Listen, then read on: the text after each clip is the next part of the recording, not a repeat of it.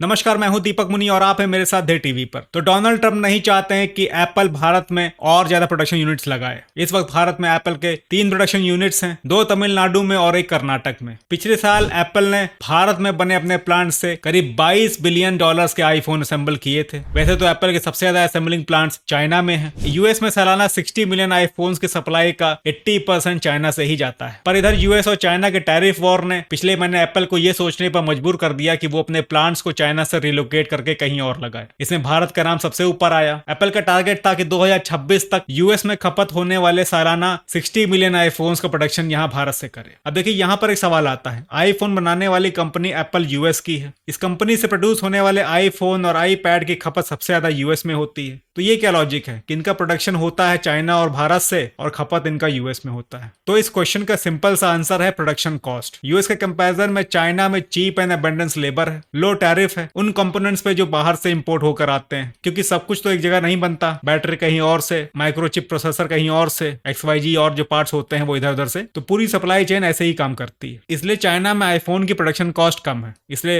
Apple या और भी जो कंपनीज हैं वो ऐसी ही जगहों पर अपने प्रोडक्शन यूनिट्स लगाती हैं जहां से उनका प्रोडक्शन कॉस्ट कम निकले और वो अच्छा खासा प्रॉफिट बना सके। अच्छा, चाइना की प्रोडक्शन कॉस्ट भारत से भी कम है और इसके पीछे सबसे बड़ी वजह है भारत के अंदर अनस्किल्ड लेबर का होना। तो इसलिए चाइना के अंदर प्रोडक्शन कॉस्ट सबसे कम है, इनफैक्ट भारत से भी कम। अगर आप पूछेंगे ऐसा क्यों है, भारत से कम कैसे, तो इसके पीछे कई फैक्टर्स हैं। सबसे पहला ये कि हमारे यहाँ स्किल्ड वर्कफोर्स की कमी है। दूसरा, यहाँ पर फोन के इंपोर्टेड कंपोनेंट्स और बाकी के पार्ट्स पर इंपोर्ट ड्यूटी ज्यादा है। तो भारत में आईफोन का प्रोडक्शन कॉस्ट 5 से 8% ज्यादा पड़ता है इन कंपैरिजन टू चाइना। कभी कभी ये 10% का भी हो जाता है। अब $1 मिलियन क्वेश्चन यहाँ पर यह है कि अचानक डोनाल्ड ट्रंप के सुर कैसे बदल गए। डोनाल्ड ट्रंप अचानक भारत के अगेंस्ट कैसे बोलने लगे। देखिए, पहले तो मैं आपको सुनाता हूँ कि डोनाल्ड ट्रंप ने कहा क्या है। Tim, I said, Tim, look, we've treated you really good. We put up with all the plants that you built in China for years.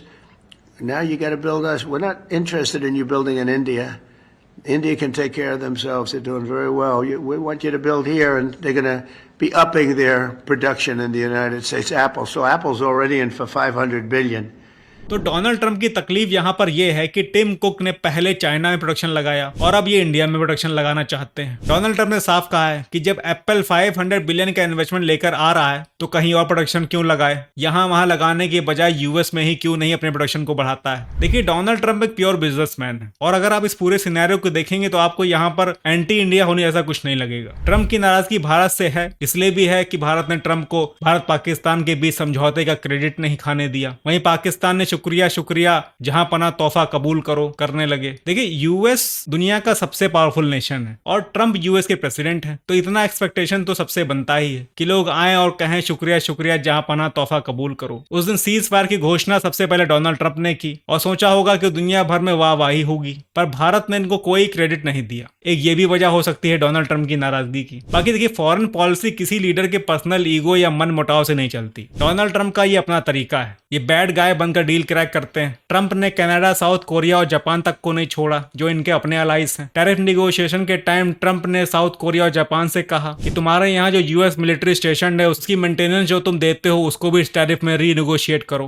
Canada को तो ये 51st स्टेट ऑफ यूएसए घोषित कर दिए और उस समय के पीएम जस्टिन ट्रूडो को गवर्नर बुलाने लगे। तो ये ट्रंप का अपना तरीका है प्रेशर बनाने का। इनको जब भी कोई डील क्रैक करनी होती है ये ऐसे ही प्रेशर बनाते हैं। अब यूक्रेन का हाल देख लीजिए। डोनाल्ड ट्रंप को यूक्रेन से रेयर अर्थ मिनरल्स की डील करनी थी, इसके लिए इन्होंने यूक्रेन का हुक्का पानी तक बंद कर दिया, सारे वेपन सप्लाई खत्म हो गई। तो ये जो बिहेवियर है आप इसको कोई पॉलिसी चेंज नहीं कह सकते हैं। देखिए, भारत और यूएस के बीच इस वक्त ट्रेड डील फाइनलाइज हो रही है, कोई पेच फंसा होगा तो ट्रंप इंडिया पे प्रेशर बनाने के लिए इस तरह से पब्लिक में नाप शनाप बोलने लगे। और देखिए, एप्पल को यूएस में प्रोडक्शन करने से घाटा होता है तो वो ट्रंप के कहने से अपने प्रोडक्शन को यूएस में तो नहीं लगाने लगेंगे। इनफैक्ट चाइना के साथ भी अगर यूएस कोई बेटर डील क्रैक कर लेता है तो एप्पल अपने चाइना के प्रोडक्शन को चाइना में ही रिज्यूम करेगा। तो दिस इज प्योरली बिजनेस। तो यहाँ पर मैं आपसे ये कहना चाहूंगा कि अगर आप यहाँ पे गवर्नमेंट के खिलाफ हैं तो ज्यादा खुश होने की जरूरत नहीं है, और अगर आप गवर्नमेंट के पक्ष में हैं तो ज्यादा परेशान होने की जरूरत नहीं है। यूएस इंडिया के साथ भले ही खड़ा ना हो पर इंडिया के अगेंस्ट नहीं है, और ये इंडिया के अगेंस्ट जाने के रिस्क ले नहीं सकते, एटलीस्ट जब तक पिक्चर में चाइना है। US needs India to counter China, और ये आज की जियोपॉलिटिक्स का परम सत्य है। तो फिलहाल के लिए इतना ही। आई होप आपको एनालिसिस अच्छा लगा होगा। मिलते हैं और अपडेट्स के साथ, तब तक के लिए जय हिंद।